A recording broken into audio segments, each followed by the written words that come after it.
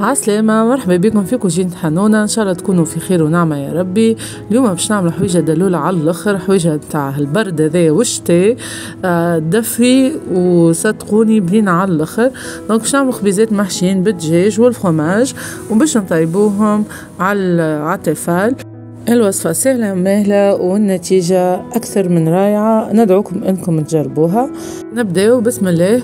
باش ناخذوا إرطال فرينة تقريبا، وباش نزيدو عليه كعبة ياغورت طبيعي، ياغورت ناتور، وباش ناخو مغرفة ملح، ماذا بينا الملح مغرفة مكومة تبدأ، وباش نضيف 4 مغارف زيت.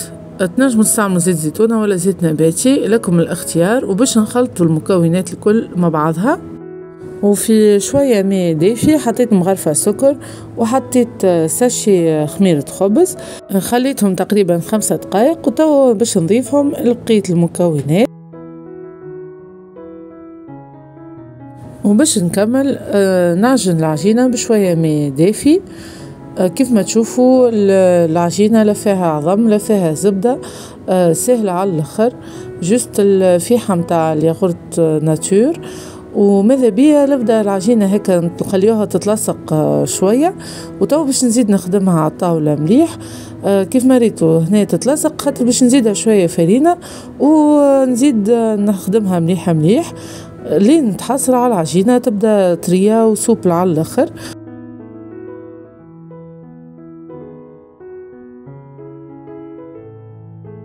حتى كان قاعدت تتلصق شوية في اليدين ميسالش، راهو مش لازم، المفيد تبدا طرية معناتها ما تبداش يابسة. وباش نحطها في صحيفة ما معناها وشوية زيت ونغطيها ونخليها تخمر في عقلها.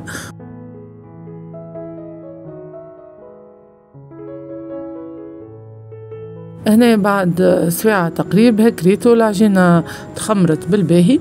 باش نحيلها الهواء اللي فيها ونقسمها. تنجموا تقسموها حتى 6 قطع. بالطبيعة ادهنوا يديكم بشوية زيت. وتو باش نحلوها على الطاولة هكا بيدينا سهلة. وهنا حضرت شوية سكالوب، الحقيقة ما صورتوش السكالوب، هو سهل ما فيه حتى شيء. سويت شوية سكالوب مع بصل والثوم وزدتهم الفلفل، ماذا بينا يبدا هكا فلفل محرحر اللي يحب الحار، وفوحت شويه كركم زعتر، زد مغيرفه صغيره طماطم معجون، وبالطبيعه ما تنسووش فلفل اكحل، شويه ملح وفلفل احمر، وتخليوهم يطيبوا بالكدا. ما زدتش الماء بالكل. بالحق الفارس بنينه على الاخر والله، كاني صورتها من الغالب. باش نرجع بيكم لتشكيل الخبزة. هكريت وخديت شوية عجينة وحليتها بيدي على الطاولة باش نزيدوا أكل فارس وباش نشخشخوها بالفرماج. هنا استعملت شوية موتزاريلا وشوية فرماج هكا إيمونتال، نجموا تستعملوا أي نوع تحبوا عليه. وباش ناخذوا العجينة نسكروها بشوية بشوية.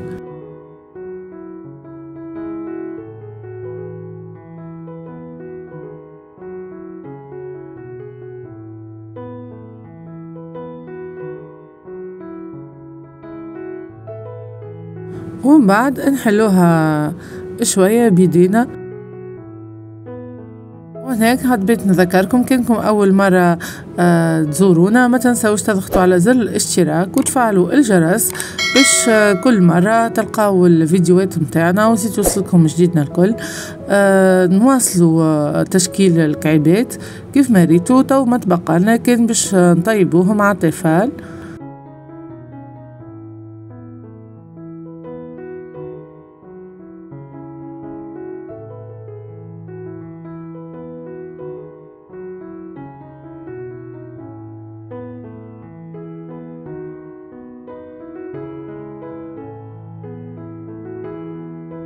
ما سحقيتش باش نحط شوية زيت. اهم حاجة تكون نار هادية، نار واطية باش تجيبلكم مليح العجينة وما تبداش نية. ونطيبوا الشيرة مليح مليح كيما قلت لكم على نار هادية، وبعد نقلبوها وبعد نتبعوا جنبات بشوية بشوية. ماذا بينا كيف نحطوا الكعبة نقعدوا نستناوها لين تطيب جنب بالكدا، ومن بعد نقلبوا الجنب اللي من بعده بشوية بشوية لين تطيب الكعبة كاملة. بريسك وصلنا نهاية الفيديو. ما تبقى لي كان نقول لكم شكرا على المتابعة وشكرا على تشجيعكم. نتمنى الوصفة تعجبكم، نتمنى تجربوها، نستنى كومنتاراتكم. وتوا ما تبقى لي كان باش نقول لكم دمتم بخير، والى اللقاء في وصفات اخرى ان شاء الله.